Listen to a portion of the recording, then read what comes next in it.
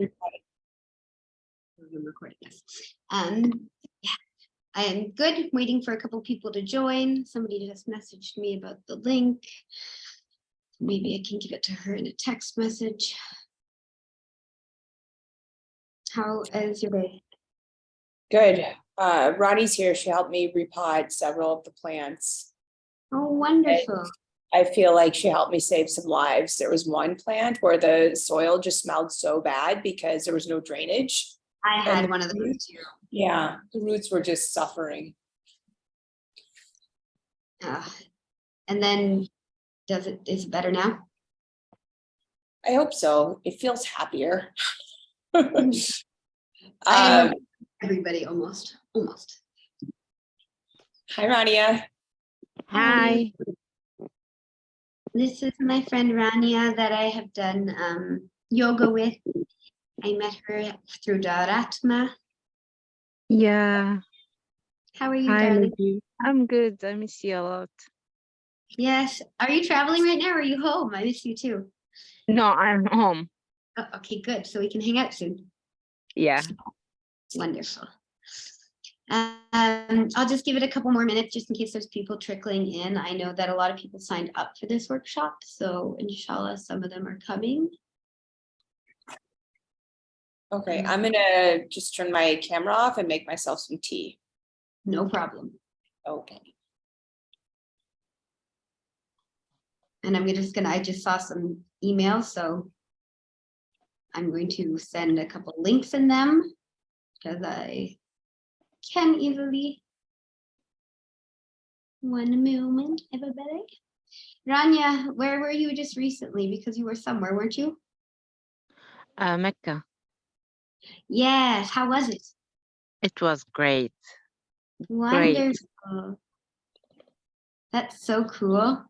Yeah, it was relieving and I recharged my power and my energy. That is good. Do you feel differently?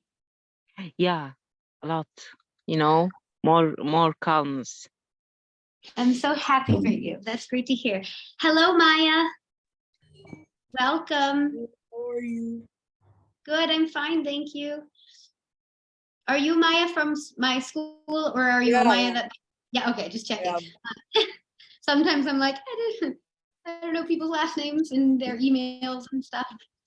We're just going to wait a few minutes because there are some people who are who subscribed at the last minute, and there are some people who I expect to come in. So we're just going to hang out and chat for a few minutes if that's good with you. If you need to make a tea or get anything to make yourself comfy for the next hour. And how are you?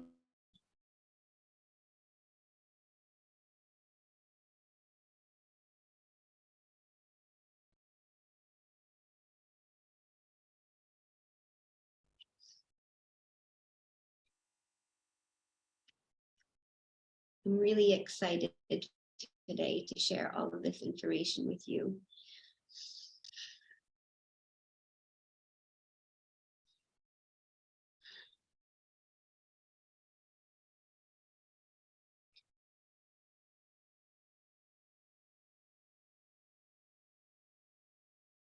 Maya, is your email the Maya Abdullah one? Hi, I'm so sorry. I don't know if you were talking to me because my internet, I don't know what happened to my laptop. Yeah, it is. Okay, just checking. I was like, do I need to send this one in a link to? It was just lagging. I'm sorry. That's okay. No problem. I'm very excited to share this presentation with you. I was fortunate enough to present it last week at PEAK, which is the Professional Educators Around Kuwait Conference. And this presentation was kind of reformatted and added to from a previous presentation I did earlier this year about going from stressed state and like overactive nervous system to a calm and blissful state and being more embodied.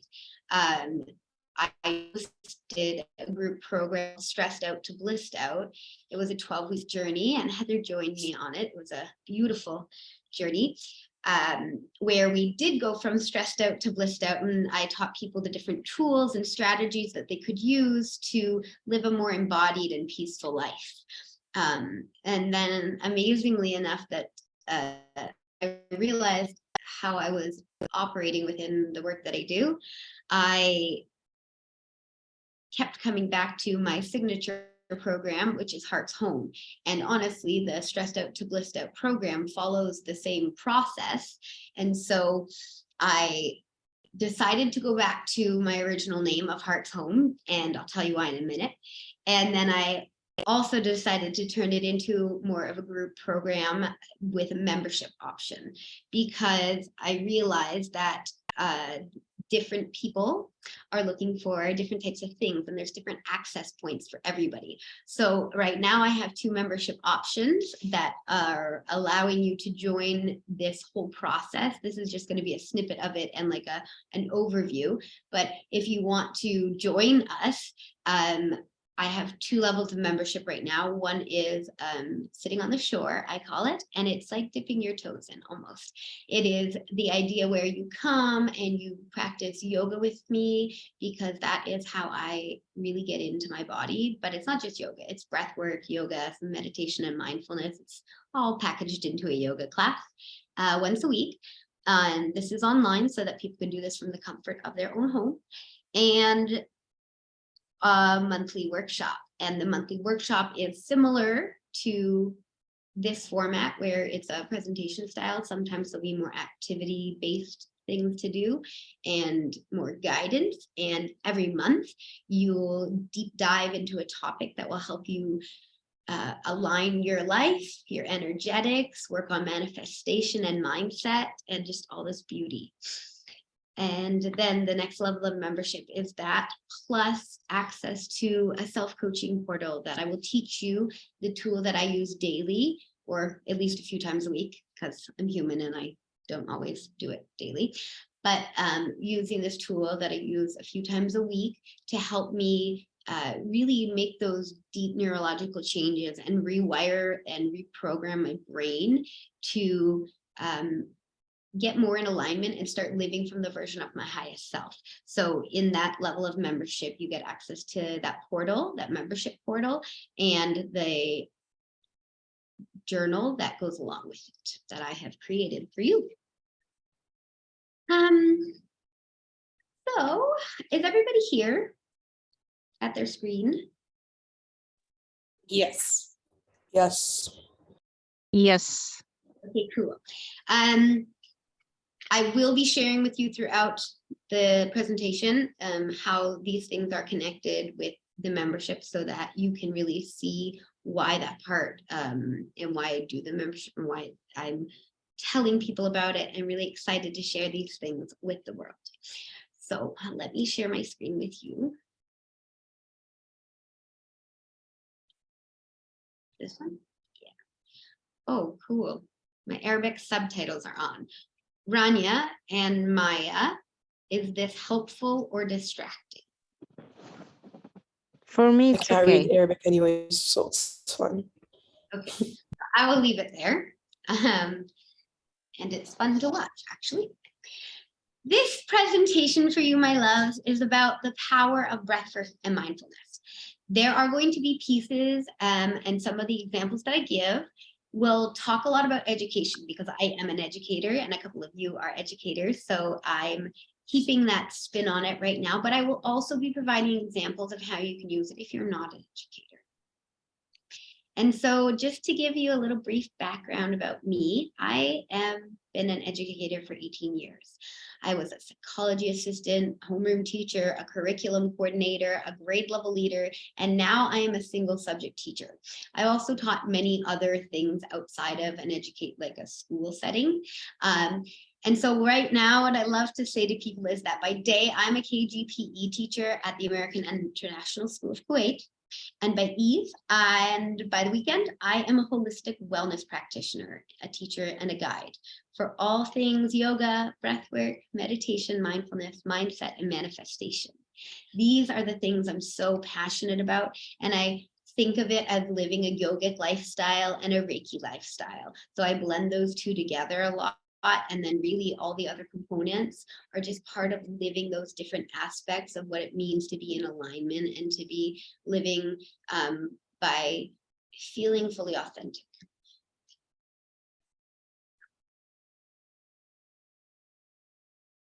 So why breath work and mindfulness? Well, everybody breathes. That's number one. And when we all have access to this tool. And so that when we use this tool to tap into our bodies to become more aware, this is where mindfulness takes place. And when we are mindful, we can make more educated decisions. We can make more grounded and take more grounded action. And we can actually begin to see what really resonates with us and what's in alignment with us and what isn't. And so by tuning into ourselves through breath work and by tuning into ourselves through being mindful, and it's not just taking a moment to meditate. That's not what mindfulness is exactly. Mindfulness is being really aware and present of the here and the now. And we'll talk more about that later in the presentation. And when we can be more mindful in our lives and in our choices, it allows us to take decisions with care and to make sure that if it's not really like a full body yes, we can go, oh no, that doesn't suit me. And I can trust that what's meant for me or better is coming. Okay, so I hope this plays because it's so funny to me. And if not, I'm going to exit and go to the YouTube for a second because it really is great. Pardon me, I will exit and I will try to, oh, maybe I can share it this way.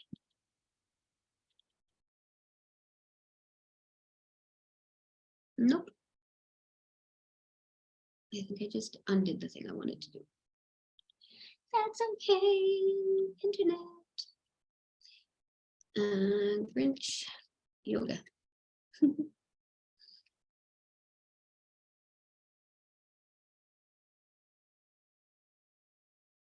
Thanks for your patience. And release all the sounds. Can you hear this or no?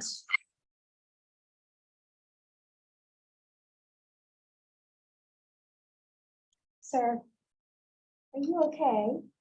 I'm a little messed up. Okay. I think you couldn't see it. I know that you couldn't see it actually because I realized it's a different screen. Pardon me one moment.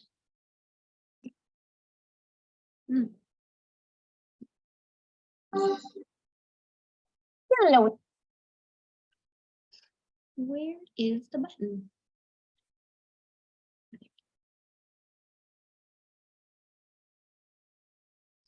Okay. Now you can see it, yeah? And release Yeah, it all works. of those sounds that are trapped in your mind.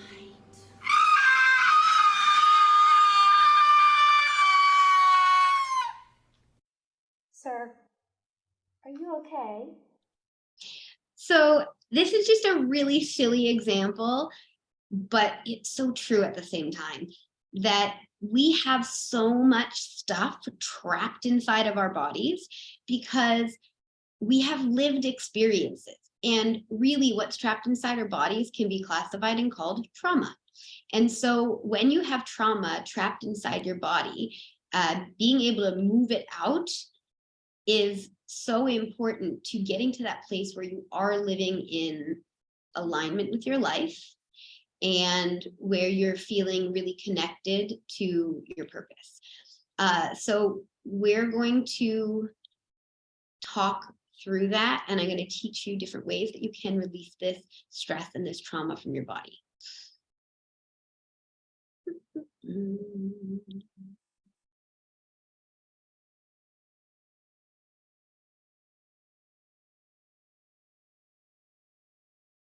I hope now that you can see this one. So I would love for you to find your most comfortable seated position, and we're going to start by doing our own releasing breath. And The way we do a releasing breath, it can also be called a cleansing breath or a sighing breath, is that we want to ensure that we are sitting up tall and we have like this beautiful straight line from our tailbone all the way up through our crown.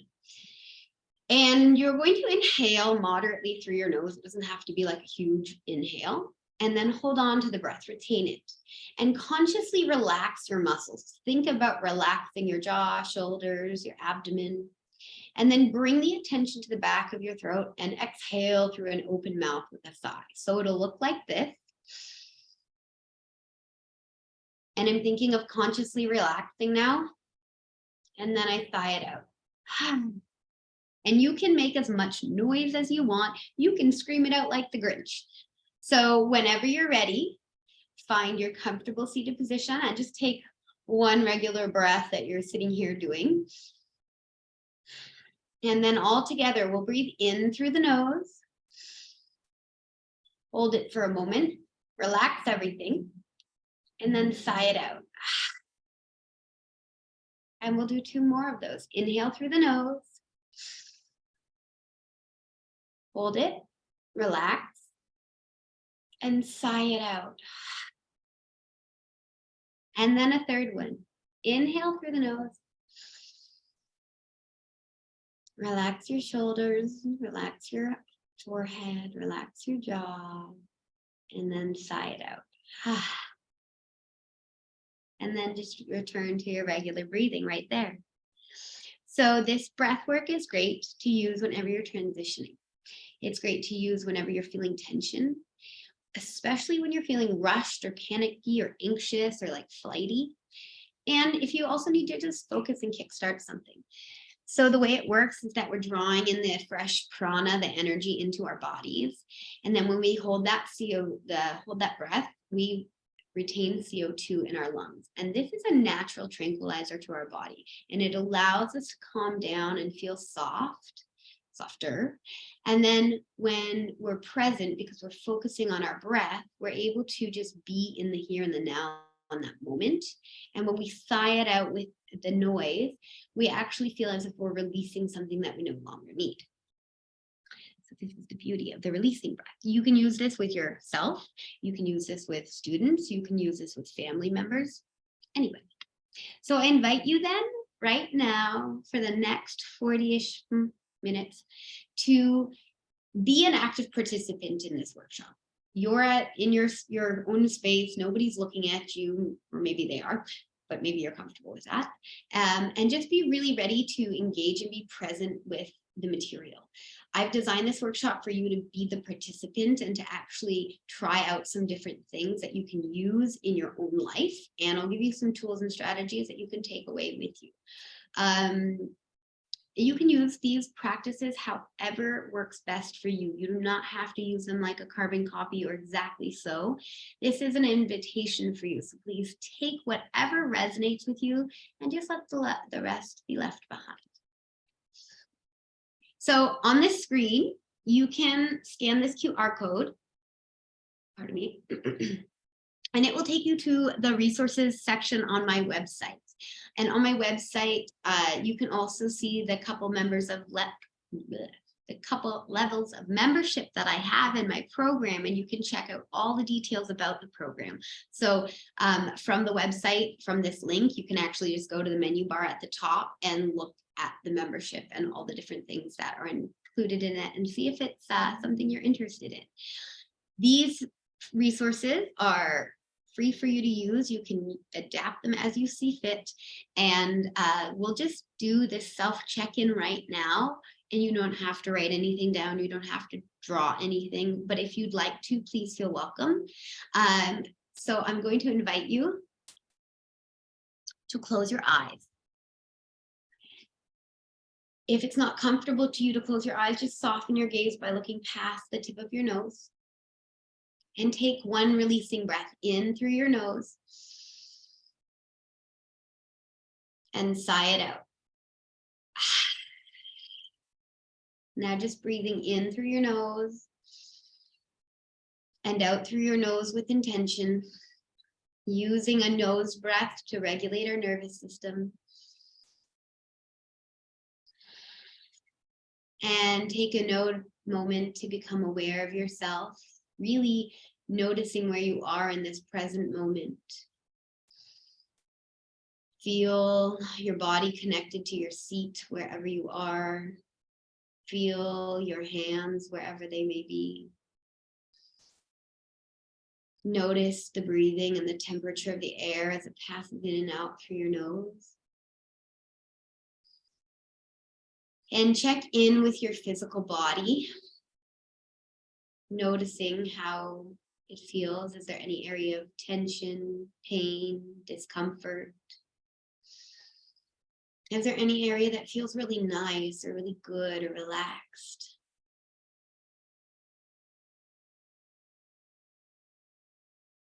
Then notice your feelings, your emotional body. How are you there today? What are your feelings like? Take inventory. Without judgment or needing to change anything, just notice how you feel.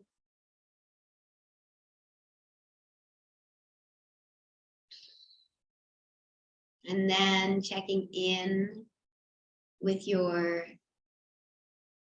mind body. And this would be maybe your intuition. This could also be your thoughts and the ones that you're very aware of, and maybe ones that are kind of just lingering around your subconscious, or ones that come up when you're in a heightened state of arousal. Notice your thoughts today, your mind body.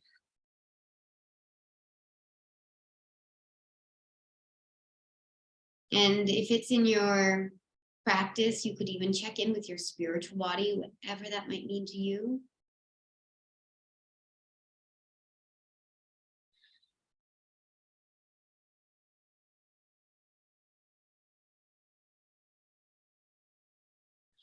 And then I invite you to take the biggest breath you've taken all day today. Breathe in through your belly, your ribs, and filling up to your chest. And then hold it. And letting it out through your nose slowly and with control. Then gently, if your eyes are closed, tuck your chin toward your chest and soften your gaze, opening your eyes, looking first down towards your body, coming back into your senses, and then beginning to raise your head, becoming aware of everything else around you. Smiling because life is so good. And then being here with us. This self check-in, it's a beautiful tool to use with yourself every single day, and even multiple times throughout the day. You can also use it with students if you're a teacher, or other people you might hold space for, whether that be your family or friends, or clients and colleagues. If you also want to get my fun sheets through Canva, if you have a Canva account, this is the QR code for it. I have it there and you can edit them that way. If you need me to go back to it later, I totally can. Another beautiful way to tune into yourself is grounding through your senses. When we have anxiety or panic, like if you're prone to panic attacks, I know personally from experience, I used to go and suffer through absolutely terrible panic attacks that would debilitate me. And they would last a long time because I didn't have the tools yet to help me get back into my body. And one of the most powerful things you can do is just use your senses if you're in a panic state. If you can pause and just look around, five things you can see. I can see a window, I can see a bunny, I can see a plant, I can see my water bottle, I can see the screen. 4 things you can feel. I feel my hands, I feel my heart beating, I can feel my pants on my legs, and I could even name an emotion. I'm feeling like happy. Then 3 things you can hear. Again, just quickly name them off. 2 things you can smell and 1 thing you can taste. This brings you right away into your body because you can't focus on the panic exactly if you're focusing on these things. Another thing I love to do is self-touch. This is just placement of your hands on your body. We all have the capacity to heal ourselves. And within my membership, I talk so much about capacity to heal yourself. And I teach you things that allow you to heal yourself on different levels. And some of the things that we do are more intricate and they take time to learn through workshops. Other things are nice and simple, like I can teach you the Garuda Mudra right now. It is the word of this bird, Garuda. It's in mythology. It balances the energies in our body and it creates inspiration. So you take your left hand and you place it on your chest above your heart. Then you take your right hand and you place it above that, linking your thumbs together like a butterfly almost, like a bird, the Garuda Mudra, and you just hold it here. You can soften your gaze or gaze at something that gives you pleasure and you breathe. What happens when we have a 20-second hug, or like this, we're giving ourselves a 20-second hug, our brains produce the chemical oxytocin, which is a happy hormone, and it is released into our brains within 20 seconds of having a hug because it's connection, and that connection produces joy in our bodies and in our minds. And so by hugging yourself for 20 seconds like this, or you could literally do the wrap hug. I like to do this one with kids a lot. It really gives us that ability to change our actual hormonal creation in our body. And that's really, really powerful because we are in control of ourselves. And epigenetics is showing us this more and more and more as the research comes in. We can change ourselves by changing the environment. How do we change the environment? Just did. So then another thing we can do is set an intention. And this is really just the idea that we take responsibility to focus on what matters for us and what we want to get out of, whether it's a day, a session, a moment, but having intention. So in my, where's my mouse? In my fun sheets, I have for you to set an intention. And you can do this by thinking of something that's powerful. It can be meaningful, clear, and specific. Positive, meaning it's in the affirmative, as in don't use negatives. I just used a negative, but try to avoid using negatives. And focused on desires, what you do want, not on what you don't want. That goes with the law of attraction and the fact that the universe isn't actually paying attention to the don'ts and the negatives. So we have to really intend to focus on what we do want. And being in the present tense, embody that. So something like, I am the creator of my life. I accept myself fully as I am. Everything in the universe is happening for me and for the highest good of myself and others. And this is one of my favorite mantras or guidelines of intentions that I love to use every day. I set this intention or I say this intention every day because I truly believe it.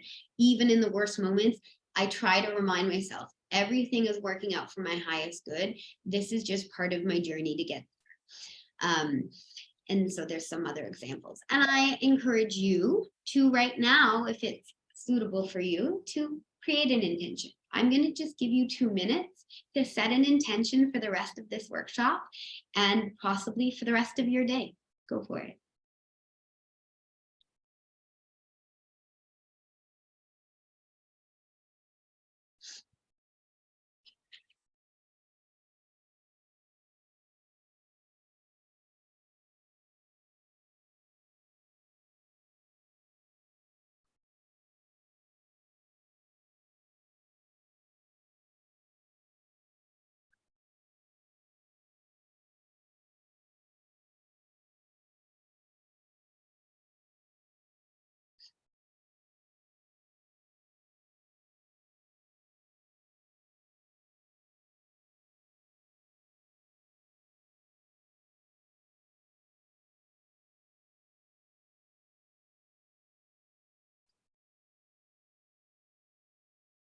Just less than a minute left.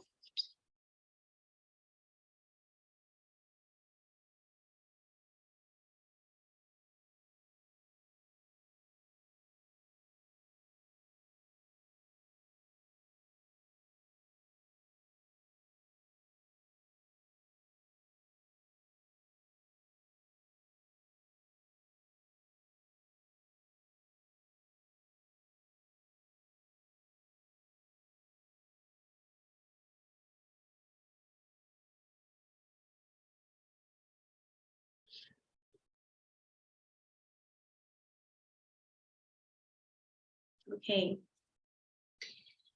I hope that your intention feels powerful for you. And I invite you, if you'd like to share your intention, you could just come off mute and share it with us. Hi. Yeah. I wrote, I am at peace, full of faith that there is a divine plan. Oh, that's beautiful. Thank you for sharing.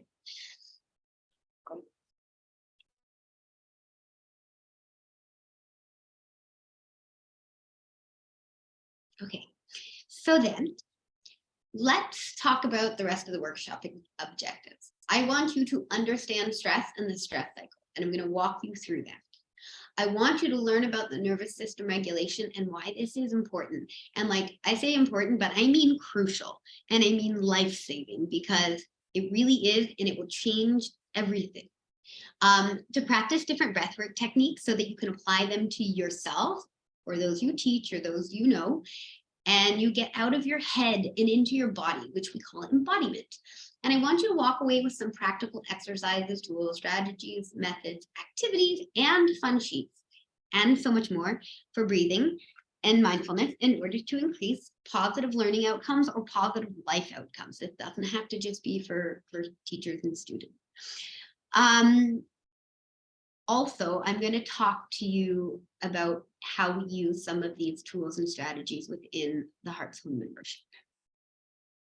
So stress, the stress cycle, and survival.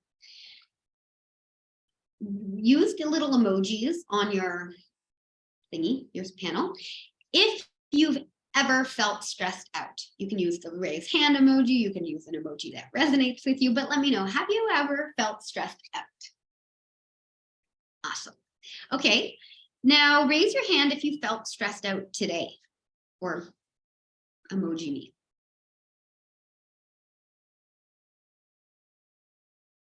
Pretty natural part. And let me know if you've felt stressed out at any point during this workshop, knowing that I take no offense if you have. I'm really checking in with you to know how you feel. Okay. Well, in order to understand stress, we need to recognize what stress is. And we need to understand the response that stress comes from. And really, it's a survival mechanism.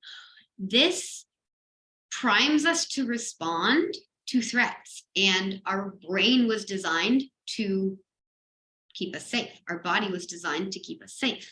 And so we don't really have to deal with the survival mechanisms that we did hundreds and thousands of years ago. However, they still exist very much so in the way our bodies react. But these are a survival tactic. Stress is a survival tactic. It is not a way of life. And it shouldn't be a constant state of being that we want to embody, yet so many of us do. We're living in chronic stress. And this is where the problem lies. Now, we all relate to phrases like, oh, it's so normal to be stressed out when blah, blah, blah, or I'll be less stressed when la, la, la, la, la, or I'm not that stressed. It's a normal part of life anyway. Yes, okay, to be stressed for a small amount of time, but to be living with this chronic stress is actually a problem, and we have to stop normalizing it, and we have to stop glorifying it, because we are human beings and we are not human doings, and being a person is so much more important than doing all these things, and that so many of them don't actually serve us. So let's look at how we can move through stress more easily so that you do not have to be trapped in the stress cycle and in chronic stress. I'd also just like to point out how these lovely sunbeams are just shining on me right now. It's so ethereal and I'm living for it. Okay, so to this survival mode. The human brain has evolved to keep us alive, and so has our nervous system. So think about thousands of years ago, and imagine yourself, even if you'd like, you can close your eyes. It's a nice warm morning about 3,000 or 4,000 years ago, and you're in a grassy African safari. You're alone, you're going for your daily forage, and you're enjoying the task. Then you notice the bottom of a hippo just backside between the grass. And this is an incredibly dangerous land animal. So you know instinctually your body kicks in. You have no weapons to fight. And so what do? You run. Your body instinctually knows that this is what's next. You switch into survival mode and you start sprinting towards your village. Your heart begins to pump faster and it sends more blood out to your arms and your legs, allowing you to run more quickly and efficiently and concentrate that energy on fleeing. Your breathing rate increases, bringing more and more oxygen into your body to propel you on. You keep running, aware of the hippo gaining momentum behind you, and you can feel the ground shake. You make it back to your village. You alert everybody to the hippo chasing behind you, and you're pulled inside of your cave. The barricade is pushed over the opening, and whew, you're safe. You can breathe. You're being hugged by your loved ones. Maybe you're cheering and clapping and high-fiving that you've made it to safety, and you're safe. You have found the sanctuary in your home with your loved ones, with the people who you know can protect you. Your heart begins to pump more slowly as you sit down, and you can start to relax and you smile. And maybe now you're even recounting the story of what just happened with gratitude and joy. So thank God we don't have to worry about that today. But this illustrates how our bodies have adapted to deal with stress and how our brain conceptualizes stress today. So in order for us to understand the stress cycle, we need to understand the nervous system. And our nervous system is this complex system that is our brain, it is nerve cells, it is stems that go out through our body, and we have different systems within our nervous system. But for today's purpose, we are going to focus on the parasympathetic nervous system and the sympathetic nervous system. And so when our brain is sending these signals throughout our body to help keep us alive, basically, like anything from our heart beating and pumping without us having to ask it to, sipping coffee, me talking to you right now, this is our nervous system at work. And we want to be able to help our nervous system communicate better with our body. And so the sympathetic nervous system is the fight or flight response. And the parasympathetic nervous system is our rest and digest response. And they balance each other. They're a yin and yang of sorts. We need them both to function entirely. And we even have more systems that we will not talk about today, but we need those as well in order to function fully. So the fight or flight response, it's like this light switch or this trigger. It tells us right away to get ready to run or to engage in a fight or some kind of altercation like this.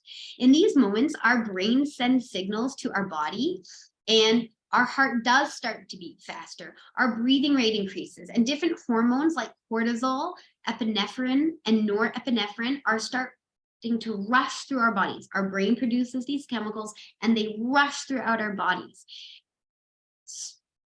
Adrenaline causes us to kick into that run mode.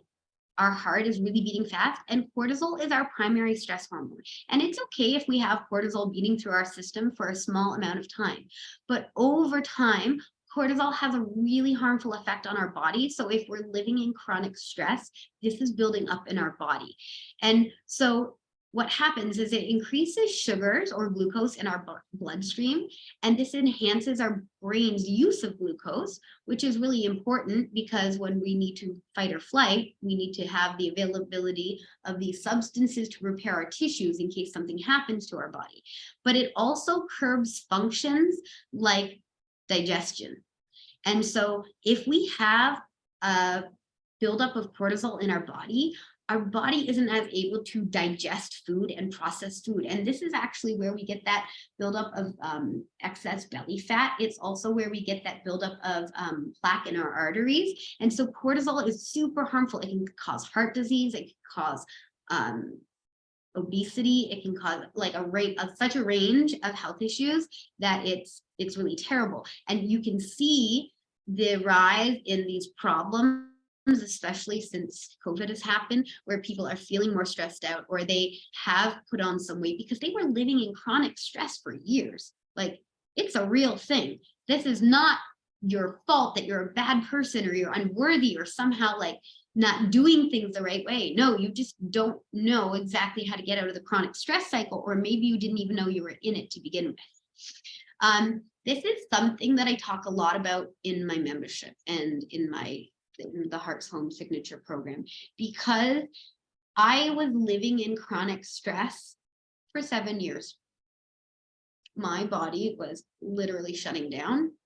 I got really sick, and I actually developed an autoimmune disease, and I caused that myself because my nervous system was so overloaded and my body didn't know what else to do. And it was in so much disrepair that a disease kicked in and it started really harming my body. I'm healing that through nervous system regulation, through breath work, through yoga, through Reiki. That's been my most powerful tool to heal my autoimmune disease. And I'm so happy to say that it actually is healing and leaving my body. It's taking time and it's not finished yet, and I accept that because I know everything is leading to the next step. Okay, the stress response. Stress, simply put, it's our body's physical or emotional response to a challenge or demand. Anything can be a stressor or a trigger. Now, we like stress in short bursts. This is useful, and it's called eustress. For example, when you have a deadline for a paper that's due, or you need to make a dentist appointment because your tooth is right. Like, this is good stress we have to have. We need to get something done. And it comes, and then as soon as we've done the thing, it passes. Okay, no problem. But over the long term, I was just explaining to you how negative and harmful the consequences of stress can be. And the really good news is that we can interrupt the stress response at any point throughout the cycle. We can learn to let stress move through our body, and that's actually how it's released. This is how we can release trauma, and we can release trauma that is built up from not just a little while, but like from childhood. And it is such powerful work. We might call it shadow work, we might call it trauma work or trigger work, but it really allows us to get rid of things that we're holding on to and we're not even aware of, or maybe it's still in our subconscious and it's not even in our awareness, our conscious awareness yet. So the key is self-regulation. And what this is, it's control of oneself by oneself. You need to learn how to control yourself. Basically, it's the process of monitoring our own thoughts, our own feelings, our own behaviors, and I'll go even more into like our intuition and our spiritual connectedness in the Heart's Home membership. So we get a little deeper and we dive a little deeper into things that really help you to release trauma, because we don't want to be spiritually bypassing or toxically positivity-ing things. I know I just made that up, the ing part, but like when we put toxic positivity on things, it's like we're bypassing this situation. We're trying to just like pretend it doesn't happen, and that does not allow the stress to pass. So one of the strongest and most predictors of success in life, besides intelligence, is self-control. And I want you to be successful in life. And I want everybody to be successful in life.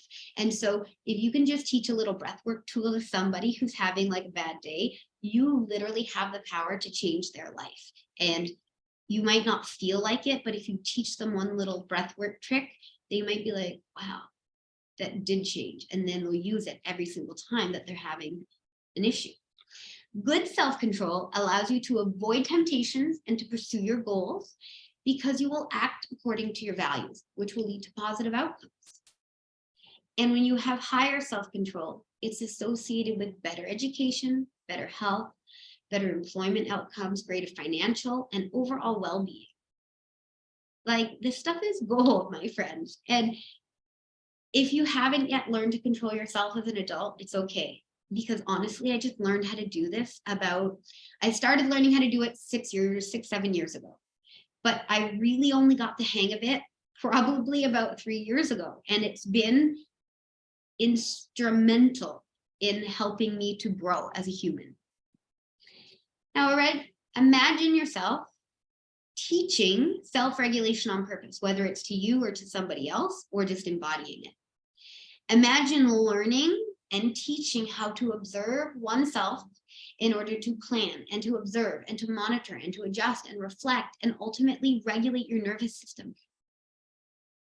We have this theory that's in the world called the self-regulation theory, and there's 4 components of it. It's about having standards of desirable behavior. And where does this desirable standard come from? It might come from your family. It might come from society. It might come from your school. It might come from somebody who said something to you once in the past and it really stuck with you. Then there's the motivation to meet those standards. Like, what's the payoff? Why bother? Then the monitoring of situations and thoughts that precede breaking standards. So like, you observe, do I want to do the thing that I know that I shouldn't do? Or do I want to have self-control and exercise that in order to get closer to my goals? And then that actual exercising of willpower. So allowing your internal strength to control your urges. You need to be able to identify the state of the nervous system in order to tell if you need to regulate it or not. And we can look at signs and symptoms, but the most easiest one to pick out is look at how somebody's breathing.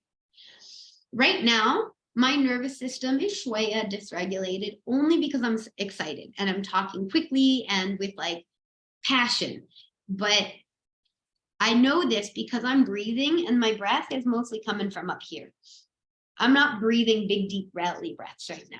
And so you can just observe the way somebody's breathing. Think about how a baby breathes. They breathe like their big belly expand and then their chest and then they let it out. We breathe a lot like up here. So this is a dysregulated breath, chest breathing. A regulated breath are those deep belly breaths. You can also notice by the ability to think clearly, that's a regulated nervous system and form thoughts versus a dysregulated nervous system. It's cloudy, it's not clear, you can't form a sentence. Regulated, being at ease in your body, you're relaxed, that there's like literally not a lot of tension in the body, versus dysregulated, very tense, clenched muscles, folded arms, those signals. Regulated, being present in the moment, being available and in doing the things, or being dysregulated, very disengaged, lost in your own world, or really not like participating. Regulated, having fun. Dysregulated, you can't even have fun and enjoy because you're overthinking and you're focused on the same thoughts. Versus when you're regulated, your thoughts are flowing freely like clouds in the sky. You let them pass by. And then you could check in with a heart rate. I do this with students. I ask them to feel like, how does your heart beat? And if they're telling me like really fast, I know that they're dysregulated. If they're telling me like, oh yeah, it's beating, or like slow, then I know that they're in a regulated state. And then this is all because of our vagus nerve and the breathing. So our vagus nerve is a nerve. So we have our brain. Let's pretend this is our brain. We have our amygdala, which is our control center. And then we have our prefrontal cortex, which protects. Then we have our brain stem, which runs down. And our vagus nerve runs all the way down from our brain stem all into our diaphragm and our lower abdomen.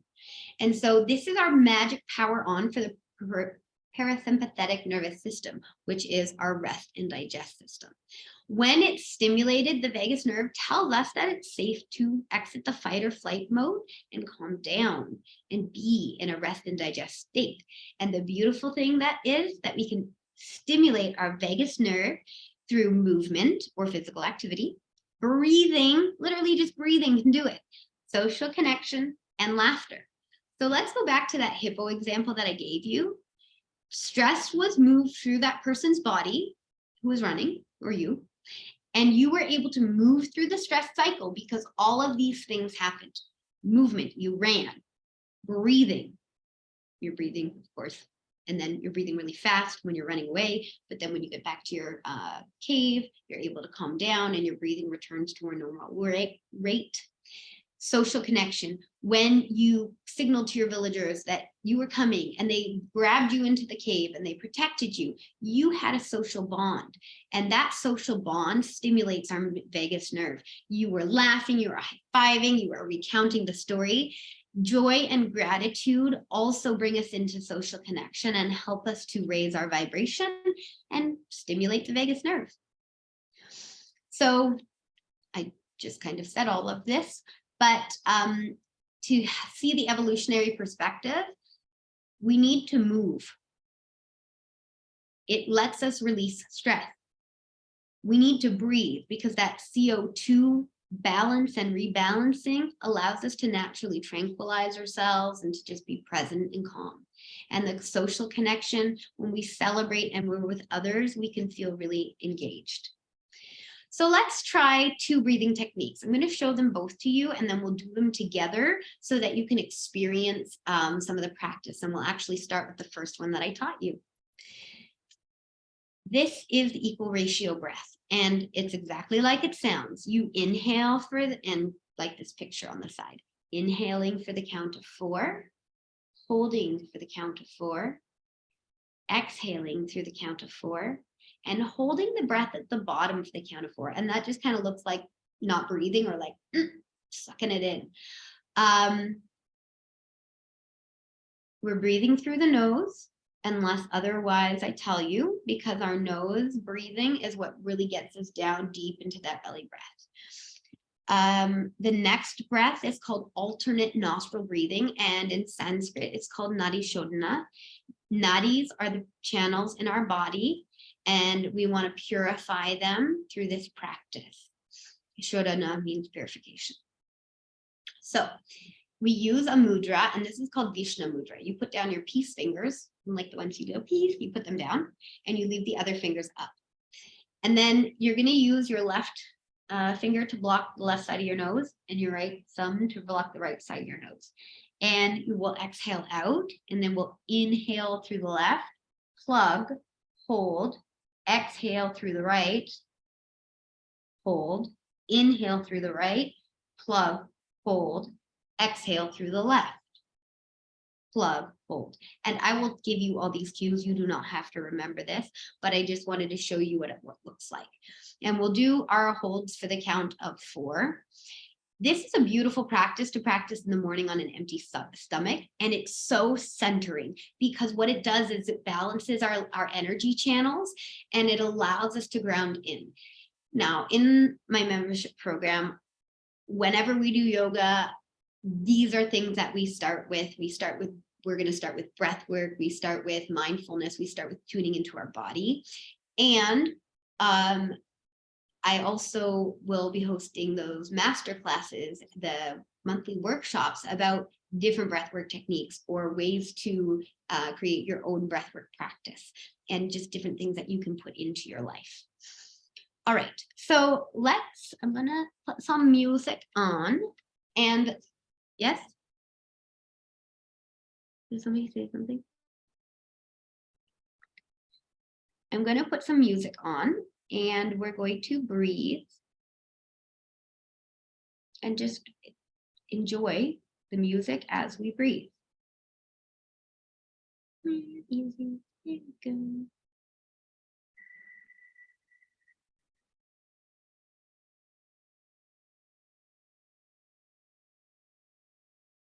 Okay. I hope you can hear my music. If you can, please give me a little signal.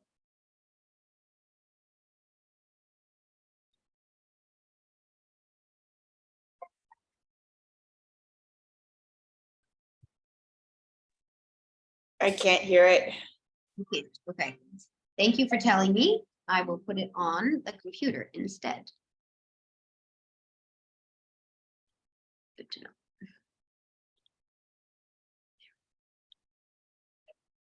I don't want to play it there. By the way, this podcast is awesome. If you haven't listened to it, it's called, oh, you can't see my screen, but it's called To Be Magnetic, and I think it's fantastic. Can you hear the music now? I can't. I wonder if I have to share my Zoom screen. 1 minute.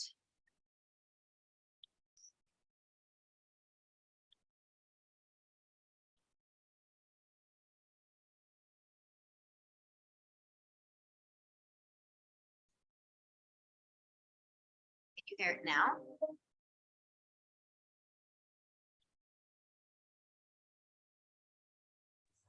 No, I still can't. Okay. What about now? Okay, yeah, now it's working. Thank you. Sometimes I'm learning the technology thing all the time. All right, so just inhale regularly as you're finding your focus.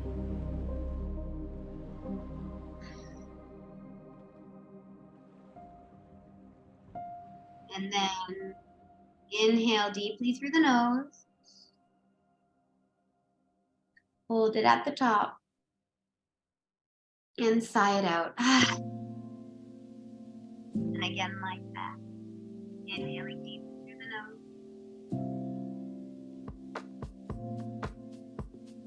And sigh it out. And once more. Inhale deeply through the nose. And sigh it out. Now inhale through the nose to the count of 4. Inhale 1, 2, 3, 4. Hold. 4, 2, 1. Exhale. 4, 3, 2, 1. Hold. 1. Inhale. 4, 3, 1. Hold. 4, 3, 1. Exhale. 4, 1. Hold. 4. Inhale. Hold. Exhale.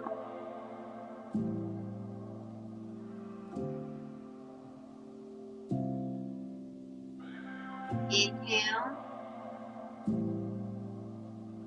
Hold. Exhale. Hold. Inhale. Hold. Exhale. Hold. Allow your breathing natural rhythm and exhale again. Naturally. And then we'll take the Garuda Mudra finger and down. And then allowing your left finger to come to the left side of your nose, your right finger to the right side.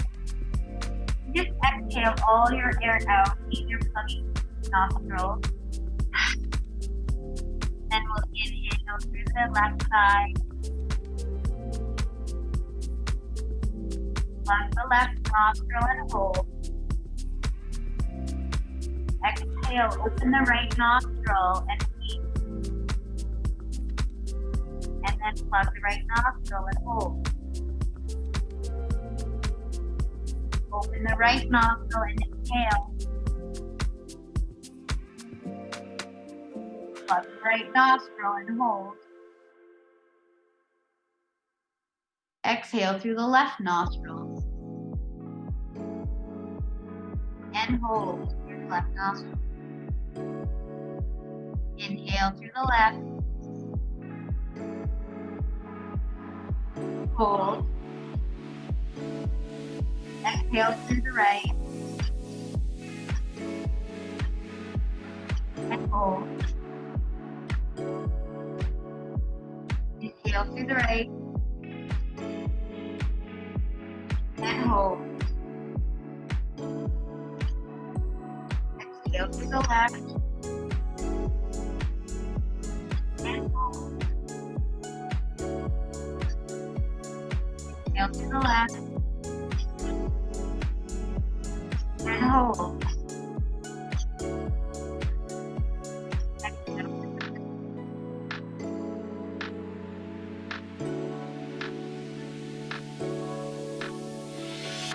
Exhale to the right. Hold.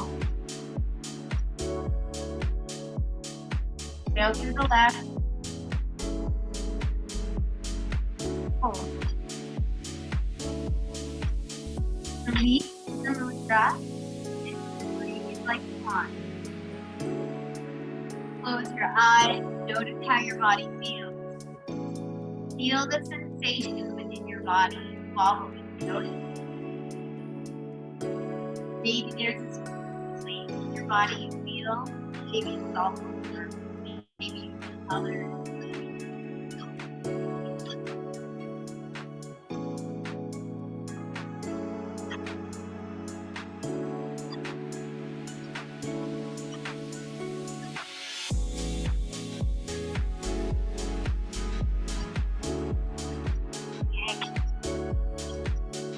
Thank you for joining me in that breathwork practice.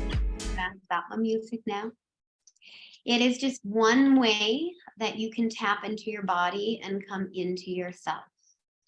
Now, I'm just going to take a couple more minutes to tell you a little bit about mindfulness before I let you go, but I understand if you need to leave. I started a few minutes late, so I'm ending a few minutes late. And if you're here with me, I appreciate it. If not, no problem. So mindfulness, let me give you a different screen. Mindfulness is the quality or the state of being conscious or aware of something.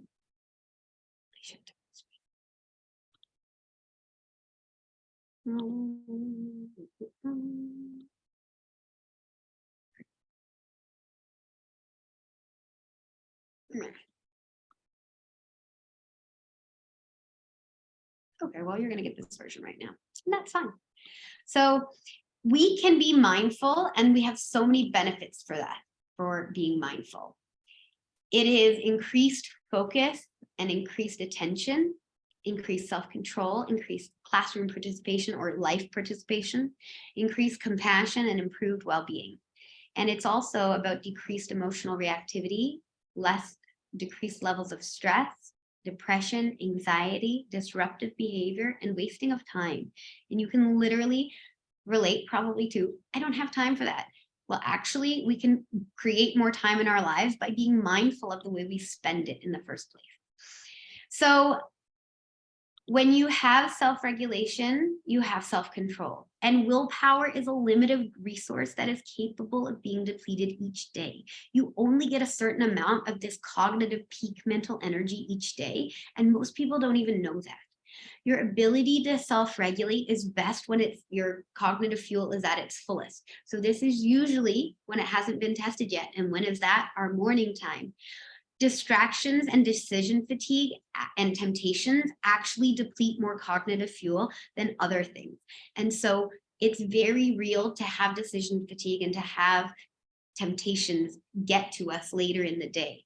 So set yourself up for success by using the optimal time of the day, which is your morning time. It's your peak hours when you haven't been interrupted yet.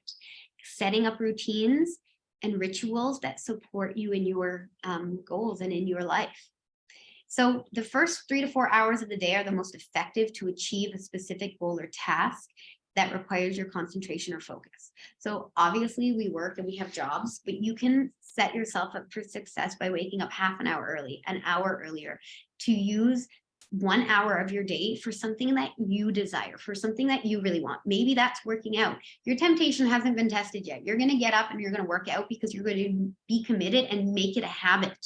Maybe it's something like working on a project. Do that in the morning. Give yourself an hour. And you can use this with your students to switch up what they're learning in the morning so that they aren't always learning the same thing first thing in the morning, so that they can be successful in multiple areas of their studies. Routines and transitions, structures, boundaries, and security means it's safe to learn or it's safe to be a human. So when you put a routine into your life, you actually really help yourself turn some routines into habits because you create this structure over time. And when they go into your habit part of the brain, you actually have more cognitive fuel then to not worry about that anymore. So for me, for example, my yoga routine and my breathwork practice, this is part of my morning routine. I don't think about it anymore. It just happens.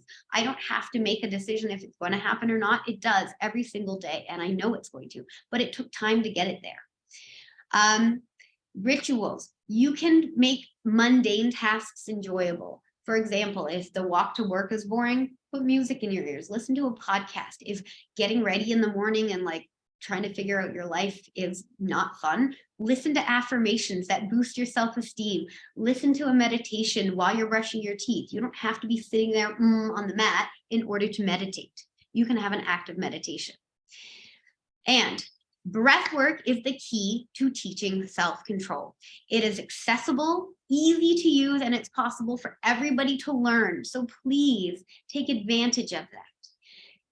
Every day, check in with your physical body, your emotional body, and your mind body. Use the self-check-in I gave you and work on raising your vibration by changing and challenging your thoughts. If you're overwhelmed, you might start at I'm overwhelmed and I'm not, okay, great. That's the starting point. Now, what's a little thought that's slightly more positive? I'm not sure what to do. Okay, what's a thought that's a little bit more positive than that? I'm experiencing emotions. It's neutral. Let's get to a neutral thought that has no emotional charge. What's the next thought up from that? I will figure something out. And then finally, I can manage any challenge. We don't have to go from I'm overwhelmed to I can do anything. That's not realistic. Let's work on small changes each day with our thoughts because mindset matters. In my Heart's Home membership, I teach you so much about how to shift your mindset with multiple tools, not just this thought ladder. And I've provided for you a thought ladder that you can work with, and I've given you prompts like I am, I will, I can, and I have to help you move through this. So I won't take the time to review with you what we've learned, but I will send you this recording so that you can have it and watch it at any time you like, and you can learn again and again from it. I want to say that it's really important to take a moment to reflect. So take those 3 deep cleansing breaths in through your nose, sigh it out. In through your nose. Sigh it out. And just once more. Let something go. And then think back to the intention that you set at the beginning of this practice. Take just a moment to reflect on your intention. And I invite you to set another intention as you leave this space.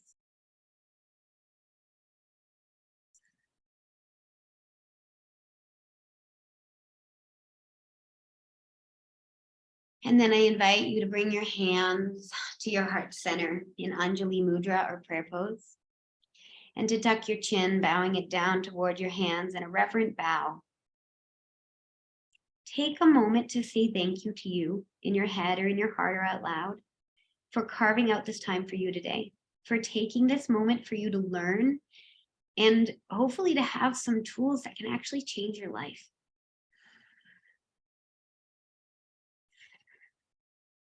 And gently smile, open your eyes, looking down toward your palm, raise your gaze.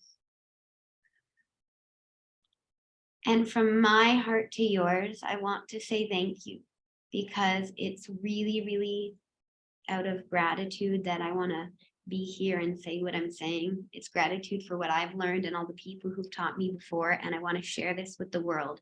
And if one thing I share with you resonates, and then you share that with somebody else, I have completed some of my mission, which is having an impact on this world. If you want to get in touch with me, there are a gajillion ways, and you guys know me, so it's very easy for you to get in touch with me. But I just wanted to highlight that I have a website. It's www.namasteplantbased.com. And on there, you can find all about what I'm doing right now. And I also wanted to just let you know that I'm going to be hosting a retreat in May here in Kuwait. And I want to be, it's going to be for teaching Reiki level 1. And Reiki is divine universal energy that we can heal ourselves with. It is source energy. And I want to be sharing that with the world. So that will be in May, and I'm creating a wait list right now. So if you're interested at all, just let me know and I'll put your name on the wait list for that. Otherwise, if you have any questions or comments, I'm here for you. Thank you, Liz, for sharing this with us. It's really great. Thank you. Okay, thank you so much for coming. I appreciate you being part of my tribe. I love you a lot. Thank you, Miss Liz. Thank you so much. I hope you had a beautiful time here, and I look forward to connecting with you more. So see you. See you guys. Bye.